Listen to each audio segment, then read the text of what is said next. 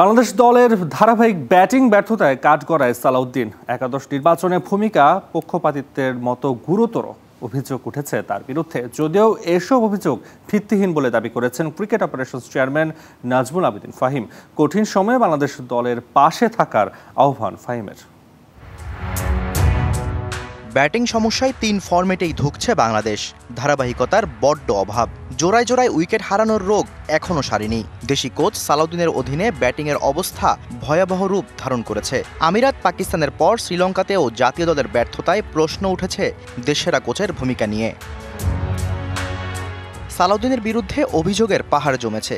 গুঞ্জন আছে তার সিদ্ধান্তে খেলানো হয় শ্রীলঙ্কার বিপক্ষে প্রথম টি-20তে ৪ জন ওপেনার। একাদশ নির্বাচন, ক্রিকেটাররা কে কোথায় খেলবে তাও নাকি ঠিক করে দেন সালাউদ্দিন।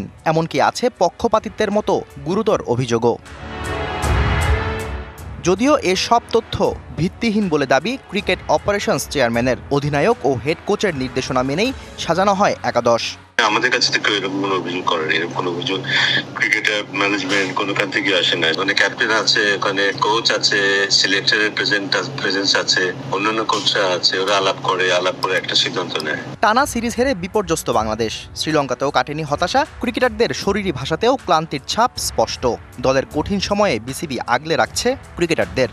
এই ধরনের আলাপ আলোচনা তো একজনের চাপ তৈরি করবে, সেটা না হলেই ভালো। আমি নিশ্চিত ওরা চেষ্টা করে যাচ্ছে, ওরা মাঠে কাজ করছে, ভালো মতোই চেষ্টা করে যাচ্ছে। ওদের চেষ্টার উপরেই আমাদেরকে নির্ভর করতে হবে, আমাদের ভরসার জায়গা ওইটাই। পারফরমেন্সে উন্নতি না আসলে শ্রীলঙ্কার পর ঘরের মাঠে পাকিস্তান সিরিজেও বাংলাদেশকে নিয়ে আশাবাদী হওয়া বড্ড কঠিন।